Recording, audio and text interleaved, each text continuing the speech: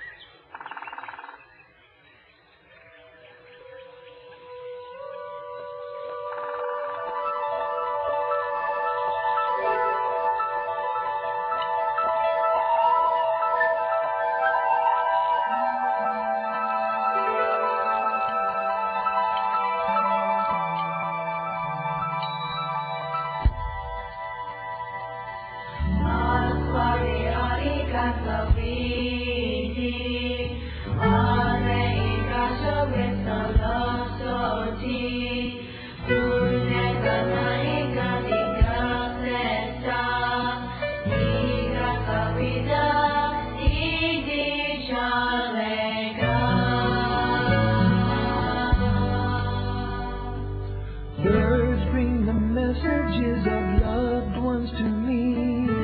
Now all creation and the elders I see, taking me by the hand and guiding us all.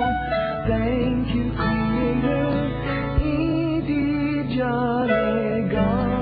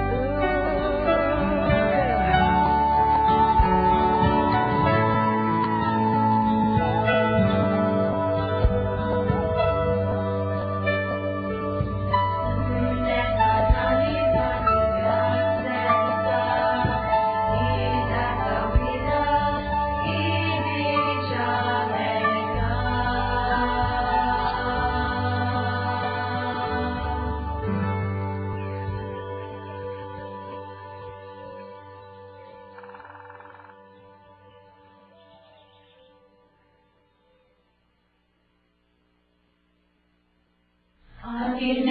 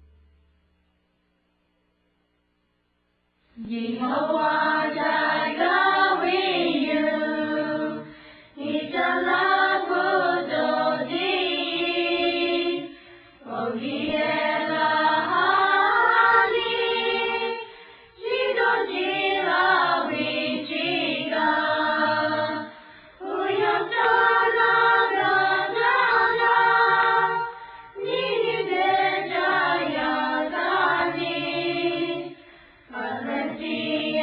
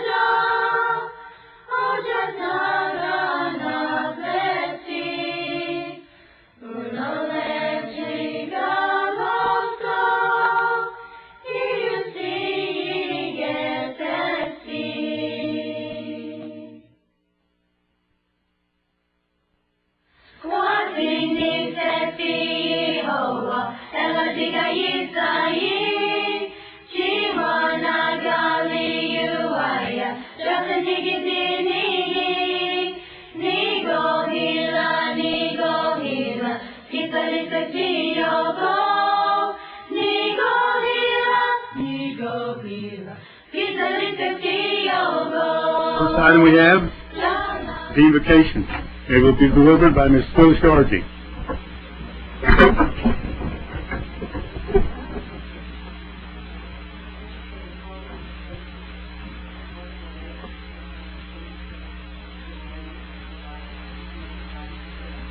Lord, as we assemble tonight, we just ask that your guiding spirit be with us, that we make decisions according to your will. Lord, we just ask a blessing for all those that are here and all those people who they represent. We just ask all these things in your son Jesus' name. Amen. Amen.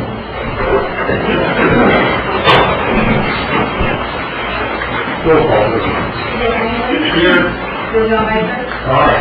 Martin Klein. Eric Allen. Here. Joe Simpson. Here. Mary Slater. Here. John Garvin. Here. Charles Hopkins. Here. William Johnson. Here. John Keenan. Aye. Linda O'Leary. Here. James Bob Martin. Aye. Devon Shopton. David Thornton. Present. Joel George. We have a forum. Next item is approval of the minutes of the previous meeting. Second. Motion made and seconded. All in favor, aye. Aye. All opposed, no. Motion carried. Next item is the state of Mexico bids delivered by the chief, Chad Smith.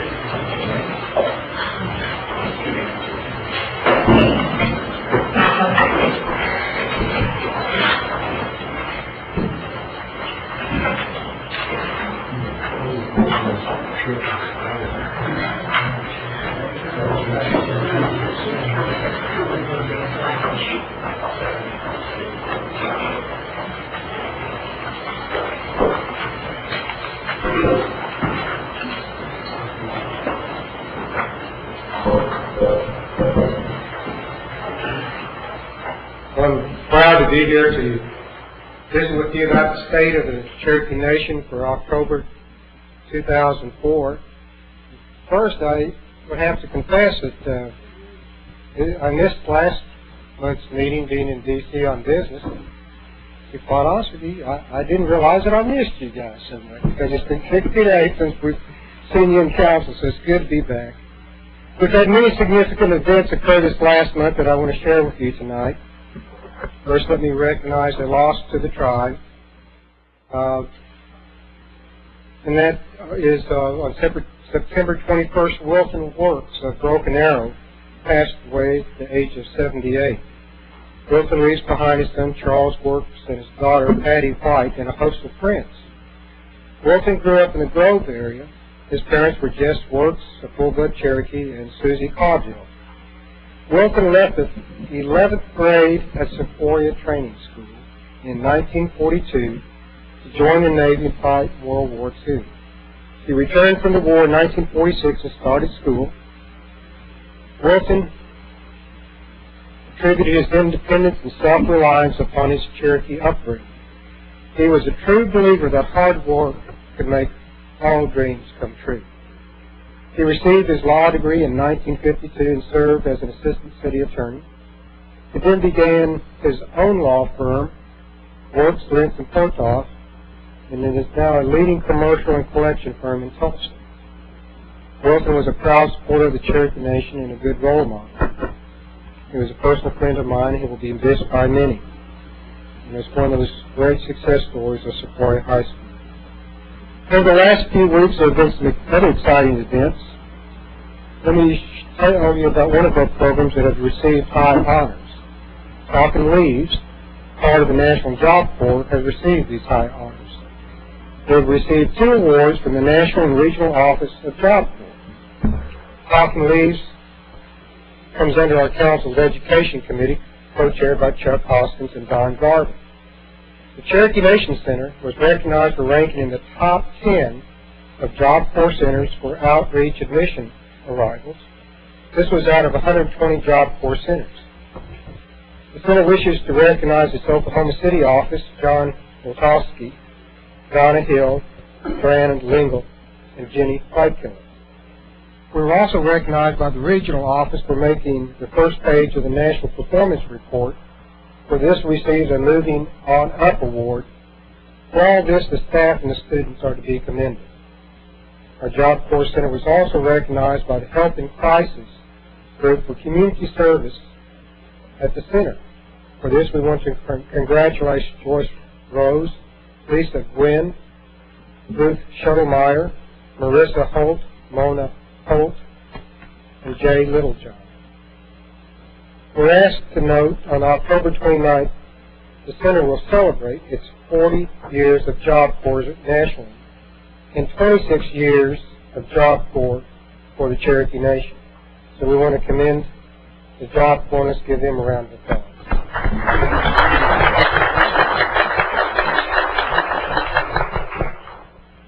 We also attended the opening of the National Museum of the American Indian in Washington, D.C., and it was quite an experience.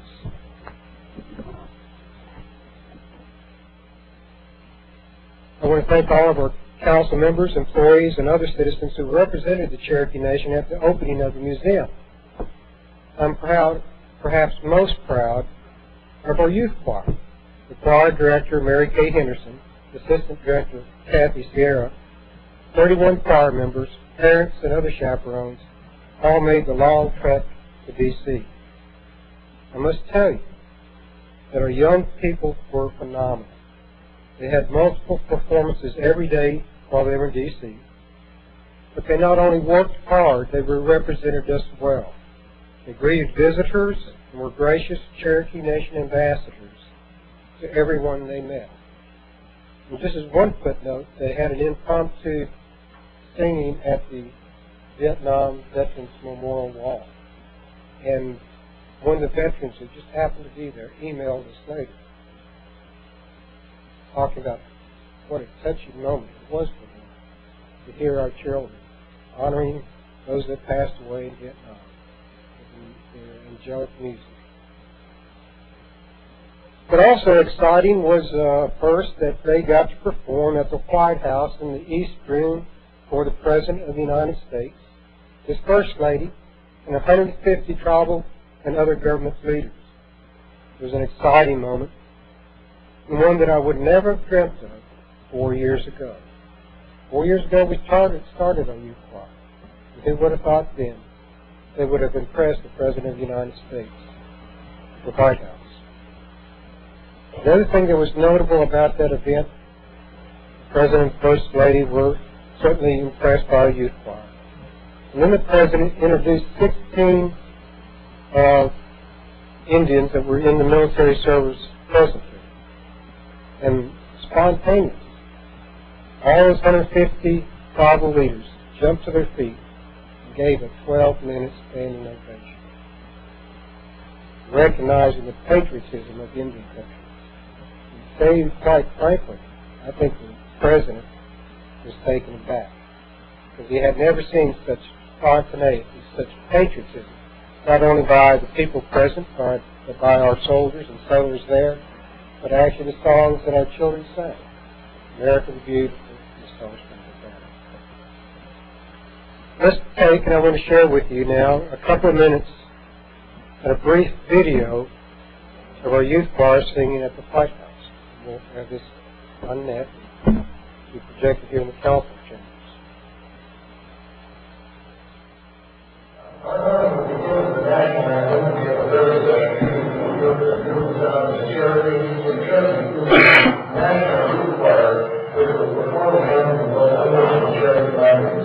I know the mental sheet of the Cherokee's chest is extremely proud of this young man. Thank you.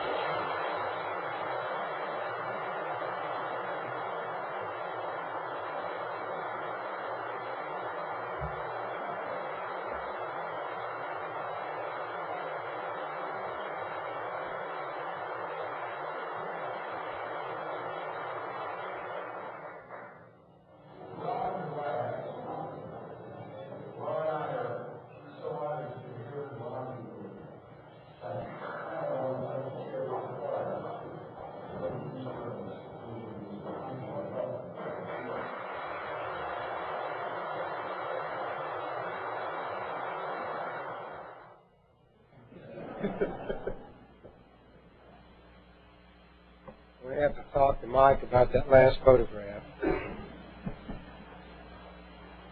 The accomplishments of our choir, the CDs they have produced, the awards, and now the performances at the Kennedy Center and the White House is a perfect example of having a vision and making it come through by commitment and hard work. The tradition of recent during our monthly Save the Nation addresses, we want to take time to honor Cherokees for their military service.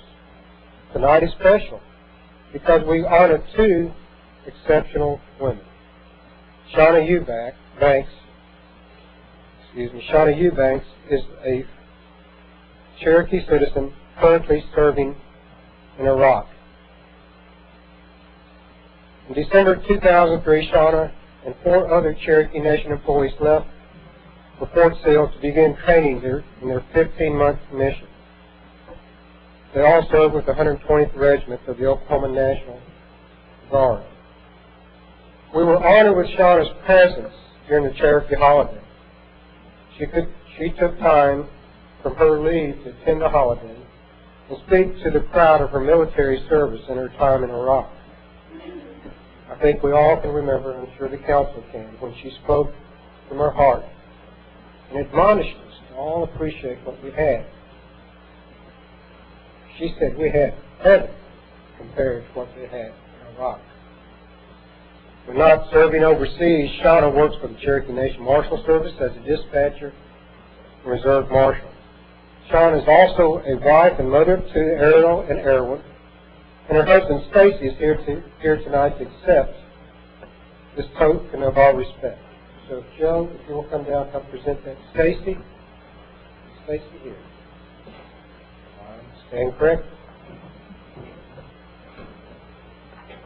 Secondly, is a great lady to honor this evening, Marion Hagerstrand. Marion served as a lieutenant in the Women's Auxiliary Army Corps in the Southwest Pacific during World War II. Her brother Jack was serving with the Navy when Pearl Harbor was attacked on December 7, 1941. It was 3 weeks before they got a telegram from Jack that he was all right and well. Like her brother, Marion wanted to do her part. In 1942, Congress passed a bill allowing women to serve in the Women's Army Auxiliary Corps. She joined in 1943 and left for Iowa for basic training in officer candidate school. Marion served in Wyoming, then in Georgia and in California before going to the Southwest Pacific. First she served in British New Guiana and then in the Philippines until the end of the war. Marion married her wartime beau, Martin. She and Martin were married for 53 years and had 2 children. Martin became devoted to her family. Martin became devoted to her family and her Cherokee heritage and was one of the founding members of the Cherokee Heritage Center. Marion lives in Tahlequah and remains an active citizen. She currently serves in the Cherokee Constitutional Commission. Marion, please come forward and accept our small tokens of honor and respect for your service.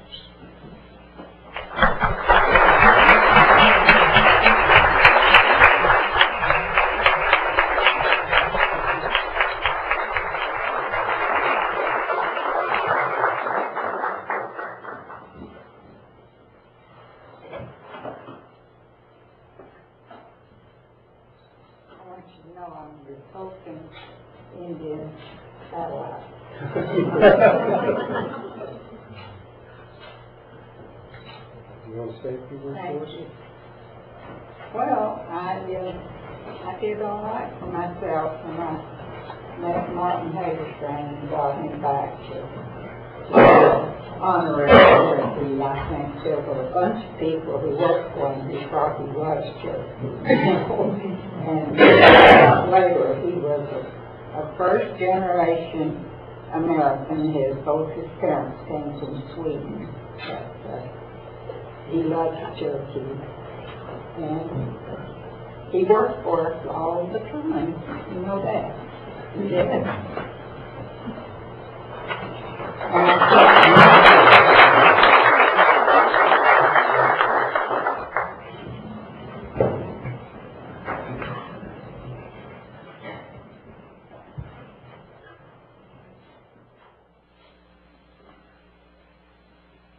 Finally, tonight, we need to talk about a right that Shauna, Marion, and so many other of our other veterans have fought for, and that is our right to vote. This is our final council meeting before the November 2nd elections. Our voter guides have been mailed, and our voter registration drive is concluded. And when our citizens receive the advocate, the insert is the voter guide, which details various candidates' positions on Indian issues. I want to take this opportunity to talk about two important votes for every Cherokee in Oklahoma this year. The first one is State Question 712. Voting yes on State Question 712 will allow our businesses to move forward with solid vision of the future and will allow for more jobs and more revenue for the Cherokee Nation.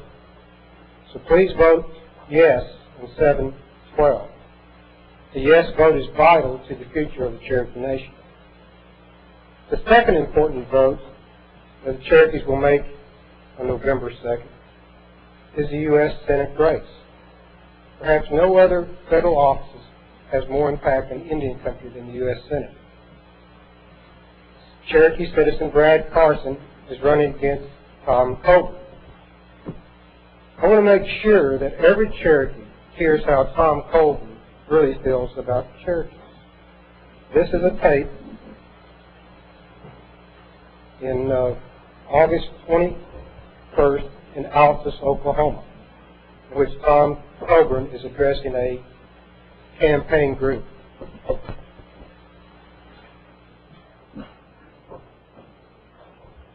Back in. For blocking that Five Nations bill, which I will block every time, I will put on hold forever. Listen, It says you'll block Five Tribes Land Reform Act, and the council knows that he co-sponsored that act in 1999. So he said tribal issues. I was a congressman for most of the Indians are in this state. The problem is most of them aren't Indians. The average Cherokee quorum is 1/512. All right, most people in this room have more Cherokee in them than the Cherokee. All right, and they want to grow that because as they grow their rolls, what happens? So that they get more money from the federal government. when we pause there, the average blood quantum of Cherokees is not 512. But it's not really the issue. There's many, many Cherokees that want to be citizens of our nation, not for what they can get, but what they can offer. 9/11, we lost a Cherokee citizen at the Pentagon. And he is one of those thin bloods or mixed bloods Mr. Coburn has disdain for. We've lost 3 of our citizens in Iraq. Those would be the thin bloods or mixed bloods that Mr. Coburn has disdain for. We have 5 of our employees in Iraq now serving the country, asking nothing from the government, but making ultimate sacrifices. They too would be this class that Mr. Coburn have disdain for as mixed bloods or thin bloods.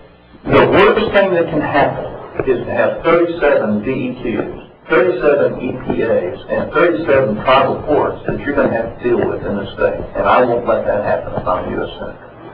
You should hear the uproar that's going on in eastern Oklahoma right now. The Cherokee Nation, and you'll love this, new campaign finance law, right? You know who the only groups are that have no limitation on how much money they can give to a candidate? The tribes. They just gave Brad Carson $150,000 yesterday. $150,000. Now, you think they might be expecting something from that? You think there might be a benefit for the tribes for $150,000? You bet. He already passed that. Let me correct the record here. That tribes are subject to the same rules that individuals are. We can only contribute, and do only contribute, what each one of us could do individually. Mr. Coburn fails to tell you that the largest independent oil and gas producer in Oklahoma gave his campaign $500,000. Through the House, and if Inhofe hadn't stopped it, it had happened in the Senate. And every piece of property you ever owned from that, well, not you all, because you're pretty well out of Indian territory, but the rest of the state would be killed. Every real estate transaction for a home would be held up, had to go through tribal real estate. I mean, this is a joke. Mr. Coburn helped edit that bill in 1999. He knows very clearly that the only lands that would go through tribal realty is those last remnants of restricted land, which is less than 1/3 of 1% of our original holdings. No non-Indian land would ever go through tribal real estate. It's one thing for us to keep our obligations to recognize Native Americans, but it's a totally different thing for us to allow a primitive agreement with the Native Americans to undermine Oklahoma's future. And that's what they're talking about. Article 6 of the U.S. Constitution says, federal Constitution, federal laws, and treaties are the supreme law of the land. We have 23 treaties with Great Britain and the United States. He says those are primitive agreements. They shouldn't undermine Oklahoma's progress. So when there's no integrity to the United States' word in those treaties, what do we have to look forward to? What do we have to look forward to when there's a balancing test when the majority interest outweighs the integrity of those treaties? And if they're primitive agreements because they're old, equally primitive would be the Bill of Rights. Perhaps even more primitive that should not have value is the Ten Commandments. What greater primitive document could you find? Talking about this, and it's big money. The Cherokees take $150 million a month out of northeastern Oklahoma, and it's killing us. And people are going back. We're seeing bankruptcy, we're seeing divorce, we're seeing child abuse, all of this. You know, just from the gambling from the Cherokee. They don't care. They just want to build more casinos. We don't take $150 million out of the local economy. Every dollar that's created in revenues by the Cherokee Nation stays in Oklahoma. The actual economic impact of the Cherokee Nation, according to Northeastern State University 2 years ago, is that we have a $450 million impact, a positive impact, on the economy of eastern Oklahoma. And we certainly can't be blamed for all the social ills of bankruptcy, divorce, and child abuse. I find it a great disdain that Mr. Coburn would attack us in some ways. So my position here is very clear. History repeats itself. If you ever wanted to know what it felt like the month before the Treaty of New Dakota was passed, if you ever really wanted to know what it felt like the month before the allotment and the Curtis Act passed, we're having that opportunity. The balance of our future is no more clear than any of those episodes of the past. The only difference, this moment in time, and those in 1898, 1835, is that our ancestors could not vote. We can. We can actually determine this election. And as the council well knows, and I want to explain to our citizens very clearly, this is the first time this administration has ever stepped out forward for a candidate. And we wouldn't be doing that if the stakes weren't so high and the choices weren't so clear. Brad Carson has been a friend to the Cherokee Nation. He's been a model. He looks at what's good for Oklahoma. I give you the evidence, Tom Coburn. So let me conclude the state of the nation. It's an interesting time in history. Probably no clearer time that we can change history. Thank you very much.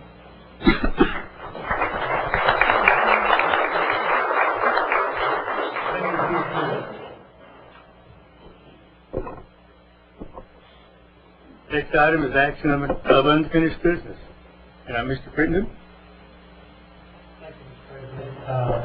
September 25th, in the Health Committee, Councilman Don Garvin was requested to be a member of the Health Committee. And pass out of committee to full council. And I would move for approval tonight. Second. Motion's been made, second. All in favor, aye? Aye. All opposed, no? Motion carried. Is there any other action? There being none, we move on to committee reports. First person is Mr. David Sutherland, Housing Authority. Good evening. Have a brief report this evening. We're real close to finishing the 35-unit tax credit project in Diane. We've had some problems with drainage issues. These issues concern not only the city of Diane, but also the county. The project's located right at the edge of the city and just across the street is the county. So there's some drainage issues that we met with the mayor down in Diane and the county commissioner. I think we got the problems worked out, but those are 35 homes. If you've not seen them and you happen to be in Sequoia County, drive by in Diane and look at those. It's a beautiful project, and we'll be real anxious to get those online just any time. Got some waiting list information tonight. We have a total of 9,859 applicants on our program's waiting list. Of those, over 5,400 of those are for the homeownership program. We got about 1,900 on the waiting list for low-income apartments, about 1,400 for rehab, and over 1,000 for rental assistance. Those numbers are for the families that are waiting for services and filled out applications for different programs. We're currently serving almost 5,800 families in various programs, almost 2,000 homes, approximately 830 in our low-income apartments. We have over 1,800 in the Community Shield Insurance Program, and we responded to over 1,100 emergencies since October 1st of last year, of 03. Those are just some numbers to throw out there tonight, and for your information, and that's my report. Any questions? Thank you. Mr. Sutherland, just to clarify, that means that there's 9,859 Cherokees that are waiting for some form of assistance in housing. That's correct. There's probably not all Cherokees. We do get Cherokee preference. There'll be some other tribes. I don't know how many, but. Okay, and just to make sure that I capture these numbers, there's 5,400 in homeownership, approximately 1,900 in waiting for low-income apartments, 1,400 for rehab, and over 1,000 for the rental assistance program or RAP. Yeah. Thank you. Mr. Thornton. I don't have a question, David, but I want to thank you and Housing Authority of the South Side. I know that you're trying to serve all the people, but your emergency housing program, the rehab program, and state classes also. I appreciate it. Thank you. Any other questions? Thank you, David. Thank you. Next, we have Cherokee Nation Enterprises. And tonight, Mr. Fawn Slade.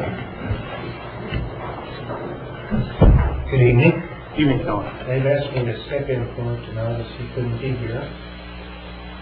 Just like to give you kind of a brief update on what's been going on. As everyone knows, we've opened our new hotel and casino there in Catoosa. It was a very successful opening, we feel. We opened on the 8th, and our hotel opened for guests about September the 15th.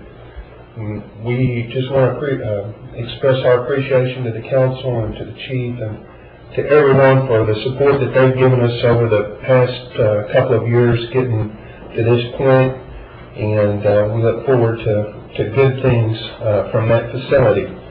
If you're up there and notice the front of it, we begin the retrofit of the existing casino in the front. We're putting on a new facade for that, and we'll be continuing to operate that facility due to the response we've had on Friday and Saturday nights through January the 3rd. I believe the first Monday in January we'll shut that facility down and begin a retrofit that's expected to last 60 to 90 days on the existing facility to try to bring it up to the same standard that we had in the new casino and hotel. Also in September, we opened the Southwalk facility west of the complex here, and that's going good. Neither one of these did we plan a big marketing campaign, as we wanted to ease into it with our new employees and make sure that we were able to service our customer properly. Going forward, you'll be seeing a new marketing campaign that I think starts around the 4th or 5th of November through the airway. We've demoed the facility in Salisaw and are cleaning that up, and we have our architects beginning to make plans to help us develop that facility. In West Siloam, the parking lot is underway finally, and we're looking forward to having that completed so that our people aren't walking across the highway and also through the ditches and things. Financially, we had a really good month in August, considering we had a lot of pre-opening expense getting ready for the opening. Looking forward for September, October, and partially in November, I think you'll see our results up there being fairly soft as a company due to a lot of the pre-opening expense that we had. Getting ready to open the facility up through the 8th, the payroll that we had there, we overstaffed by approximately 30% as attrition tends to settle that number out over the next few months. We had a lot of training expense that went into getting that facility open. And also we erred on the side of caution in terms of our traffic safety. We wanted to make sure our customers were able to get in and out, and so we spent some money with the various local city governments there to provide training, traffic control for us. Also, one of the major initiatives that we have as a company right now is get the vote out for 712, and Ms. Gina Lay here is leading that charge for us and doing a great job. We have a full-time staff dedicated to ensuring that we're doing all that we can as a company to make sure that that initiative passes and that everybody votes yes. We're also helping the governor in his lottery support. So all combined over the next month to month and a half, we've got a lot of expense going out that is not considered recurring expense, and also a lot of expense that we classify on our financial statements as pre-opening expense, and that those are expenses that are identified with opening that casino prior to the 8th of September. So that concludes my report, and I'll be happy to entertain any questions that the council might have. Sean and Ms. Solomon, the bingo card, have you done anything, or when are you going to be able? Yes, ma'am. We discussed that at our executive team meeting today and got an update from Stephen Lloyd, our VP of Gaming. Currently, that's in the hands of the architect as far as the drawing. Our original plan was to position our modular bingo new facility behind the casino on the north side, and as they got in there and did the survey and looked at that, we didn't have enough trust land there. So we had to seek an alternative site for that, and I believe they've agreed upon I believe it would be the southeast corner of the casino there where that parking lot is. We have a surveillance trailer there and a counting trailer, and they're going to position that in that area. I'm not sure exactly on the timing of that, but it's going to be fairly soon. And what we'll do there is we'll move our existing bingo out into that facility and then backfill in the empty space with additional gaming machines and maybe some entertainment venues there. Thank you. Any other questions? Mr. Thornton. Sean, if you say Mr. Fair tomorrow, you tell me on the top 10, and it has to do with the opening of the employees of the casino and the hotel. Okay. And I heard that there were some problems over there on the top 10. I'll be glad to pass that message to him. I appreciate it. Any other questions? Thank you, Sean. You're welcome. Next, Cherokee Nation Industries. Mr. Jim. Good evening, Principal Chief Smith, Deputy Chief Grace, and members of the council. CNI sales for the first month, or for the month of September, were about $7.3 million, and for our first quarter, sales were about $19.6 million, which is somewhat behind our budget, that's about 5% over last year at the same time. Profitability for the quarter is about on budget, or about 2% over last year. Our next board meeting is on the 29th, or the 28th of October at 9:30 a.m. in Stillwell. And this completes my report for CNI. Any questions? Any questions? Thank you. Thank you.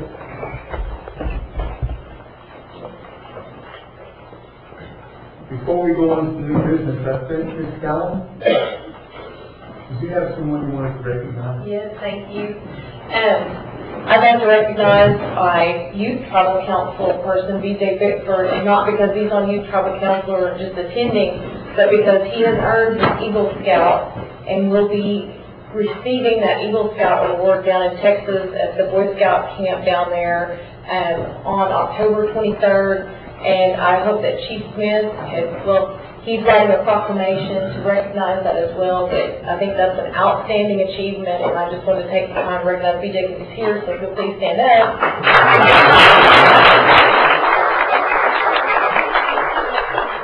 He did that in our community, and well, it's a lifetime achievement that he's been earning throughout his career as a Boy Scout, and I know he'll continue. And part of that included that the day after 9/11 on 9/12, he actually had organized 100 or more Boy Scouts to go to the Red Cross within that 24 hours to help raise, I believe, over $40,000 in that effort just locally. And that's just the kind of outstanding person he is, and I wanted to take the time to recognize him in our community, and they'll be going down there in the Boy Scout community and earning that. So thank you, BJ, for your work. I do appreciate it.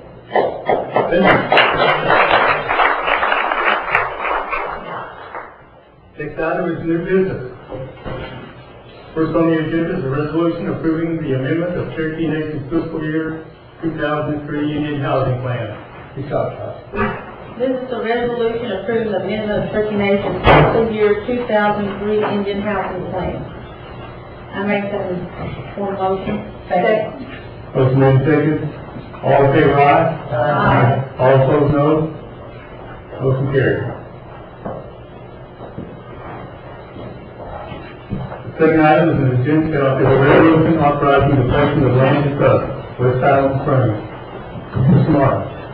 Thank you, Mr. President. The passed resolution authorizes the placement in trust of a tract of land containing 46.65 acres more or less. The land is located adjacent to Cherokee Casino on West Island, Oklahoma, along and to the north of Oklahoma State Highway 59, currently owned by C&D Incorporated, Cherokee Nation Outpost Incorporated. Cherokee Nation is thought to be used for economic development, parking, possible casino expansion. I move for approval. Second.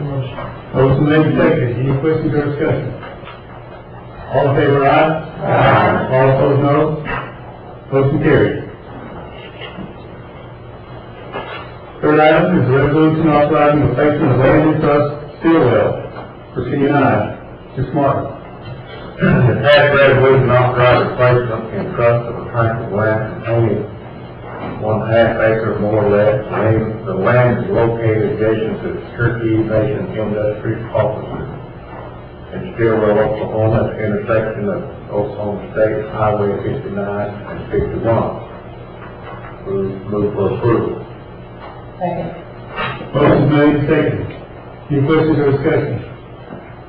All in favor, aye? Aye. All opposed, no. Motion carried.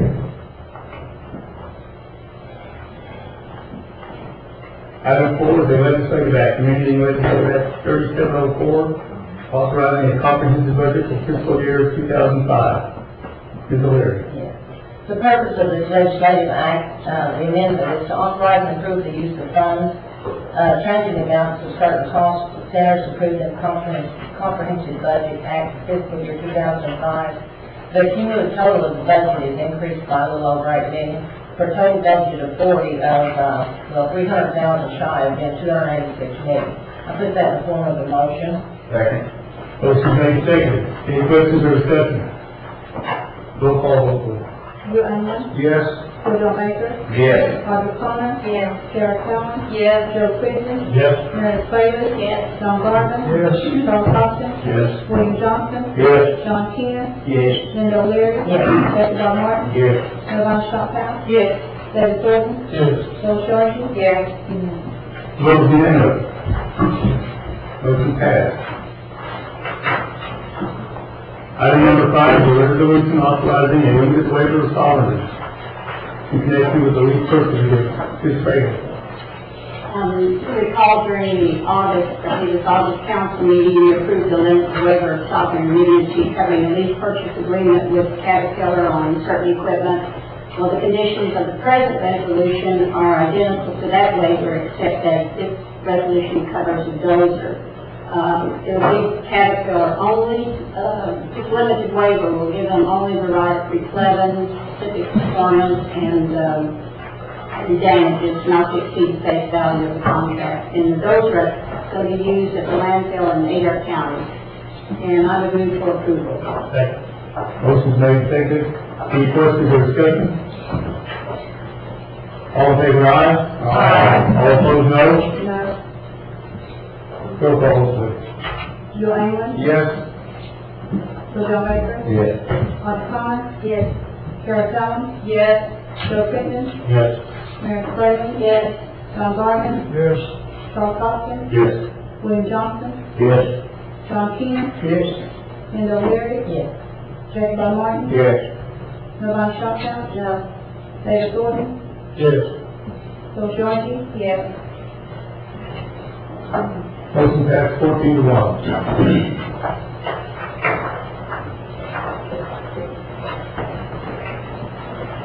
First announcement of tonight will be the next council meeting on the 15th of November at 6 o'clock. Chief Smith. Having announced we're having a volunteers rally for the Carson campaign at 3:30 this next Saturday at the community building. We'll have signs, and we've actually got some Carson signs here that you can take with you. We also have this Copeland tape, CD that you can take with you, because this really speaks volumes as to this election. So those are available for you, and I encourage you, each of you, to come next Saturday and bring as many of your workers and patriots and folks as you can to help us. You have an announcement. Great. No. I'd like to announce that Sunday afternoon, 2 o'clock, we're having Washington County Cherokee Association get together at Prairie Song Indian Territory. They call that Prairie Song Indian Territory because it's a village that was a late 1880 village, and it's quite a setting. So we're inviting all who would like to come out. At 2 o'clock, we'll have food and fellowship and introduce the new members of the Washington County Cherokee Association. I have a couple announcements. The next rules meeting is October 14th, this Thursday at 11 o'clock at Bull Hall. And secondly, Native Legends is an all-Indian softball team from Mays County. The organization is formed of the National Indian Sports Association. Well, they won first place at the Cherokee Holiday Tournament, and were invited to participate in the World Series in Denver. And they won that World Series, and Lenny Leach from Locust Grove was selected Coach of the Year. Dwayne Messer from Locust Grove was selected Most Valuable Player, and four of the players selected were all tournament players. They're a very talented team. I'm proud to announce their accomplishments, and here they are from Mays County. Mr. President. Meredith, one of my Rogers County constituents donated money to that team, so I brought in the plaque for them to put into the complex. So that's where he's wearing a blind, because their sponsor has been calling me about recognizing them. So I believe that's on the schedule for next council meeting. It's on Mays County. Yes, I do recognize that. I appreciate that. Kelly? Thank you, Mr. Chairman. I vote. We also are planning our Get Out the Vote caravans again, and we really want a lot of participation from the various districts, and I want to announce that the longest three cars that we got from the primary caravan came out of Craig County, out of Chuck Hoff's district. I want to thank Nettie Jeffrey. She got 14 cars, and we want you council members to really get the people out. We're going to decorate the cars, trucks, and the caravan, and bring awareness to the fact that election day we want people to go vote. And I'll be getting the information to you in the packet tomorrow with the council.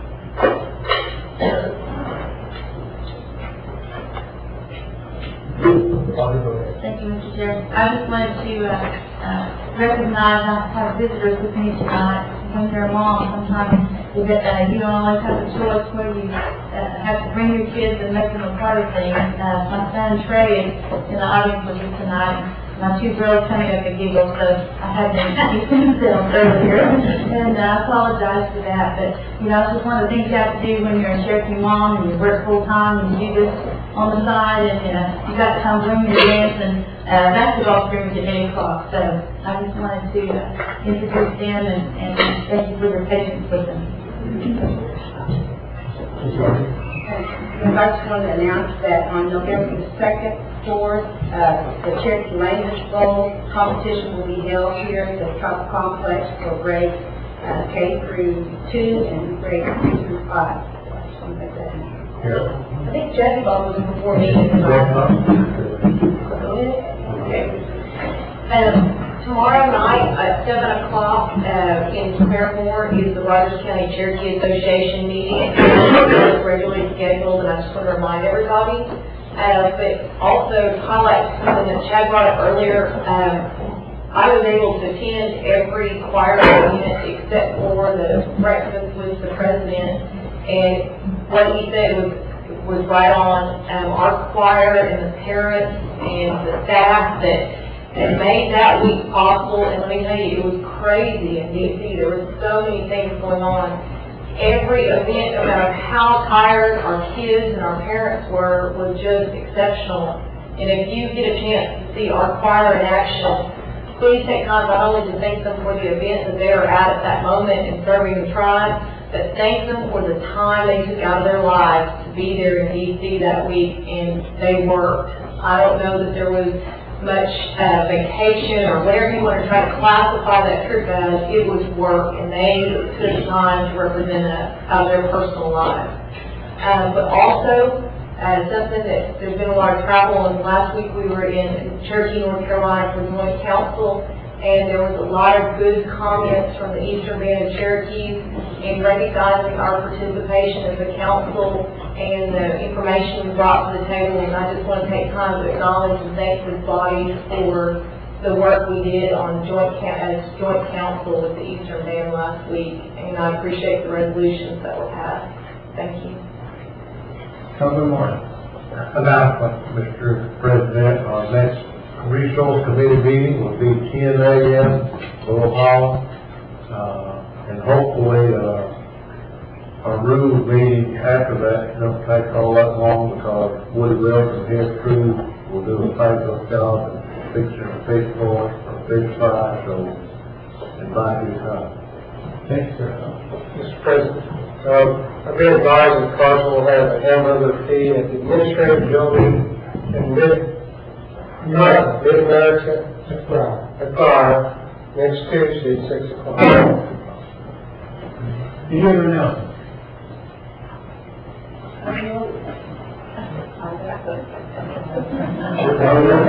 Okay, motion to adjourn.